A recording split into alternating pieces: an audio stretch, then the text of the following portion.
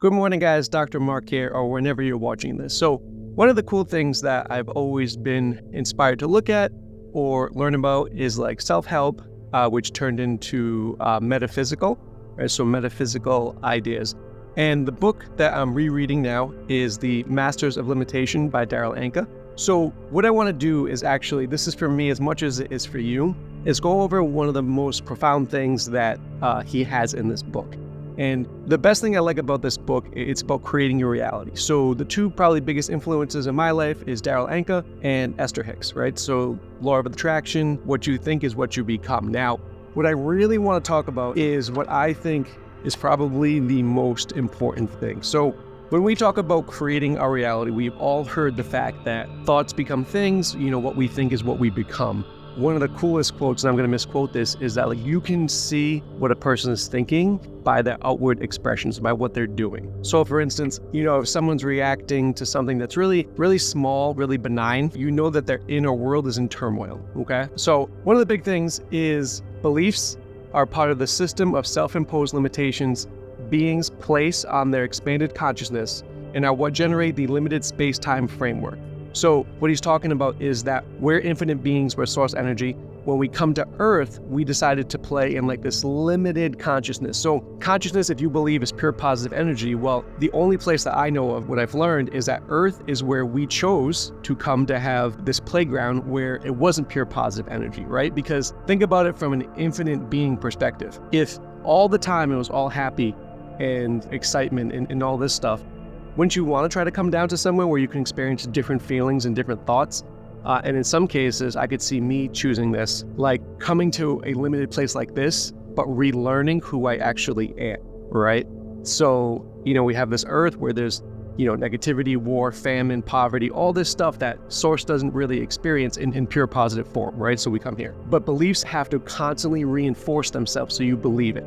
Beliefs is like a feeling or an emotion. So emotion is energy in motion. This way, a person doesn't merely believe a particular definition to be true, they also feel that it's true. So those feelings are based on your beliefs, right? And Daryl Anka, who channels Bashar, often says that the way you know this is true is if someone says a word to you that you have no idea what it means, right? You have no emotional reaction to it because you don't know. But if someone says you're stupid, you have that feeling. Or if you feel stupid, you have this negative feeling associated with. So you have the belief. Now, Esther Hicks will say that a belief is a thought that we keep thinking. So how do we create a belief? Well, it's a thought that we keep thinking. And a lot of times our parents and when we're younger, people instill beliefs on us that we automatically assume as true. So we have beliefs.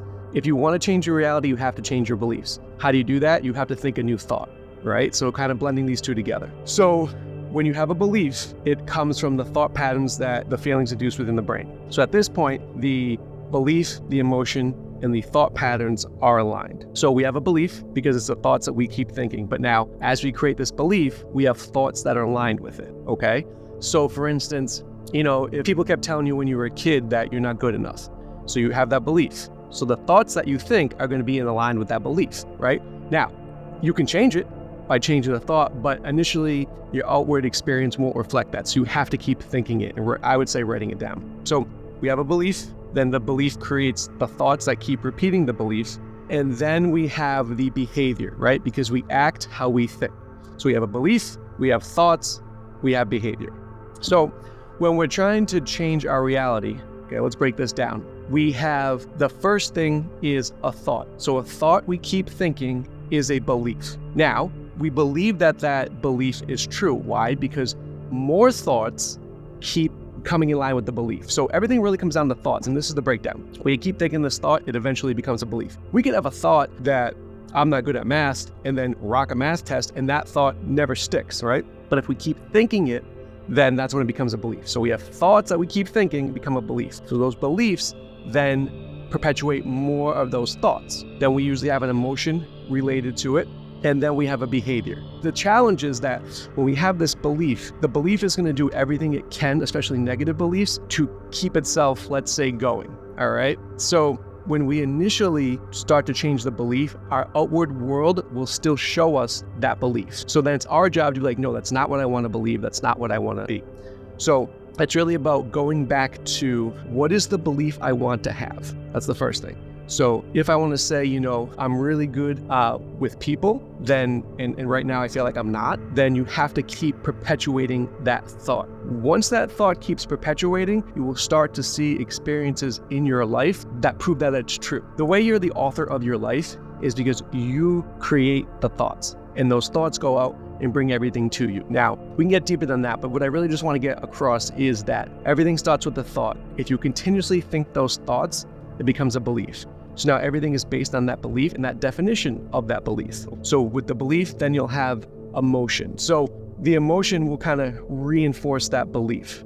Okay, so how you're feeling. So we have the belief. It says the next level of reinforcement comes from the thought patterns that the feeling induces within the brain. The emotion rewires the neurological pathways so that a person's patterns of thought conform to the emotional resonance and thus to the specific belief or definition that generated the feeling.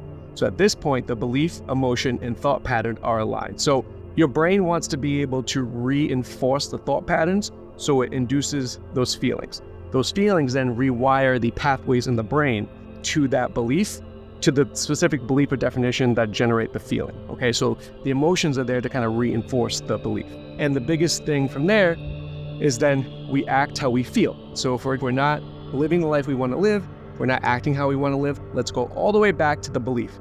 One of the things that Bashar says, which now makes more sense to me, is that if you're acting this way or you're thinking this way, what would I have to believe in order for me to do that, right? So it's going all the way back to the beginning. And then, so let's go back to my example where I'm not good with people. People don't like me. I'm doing that. I'm always, saying the wrong thing.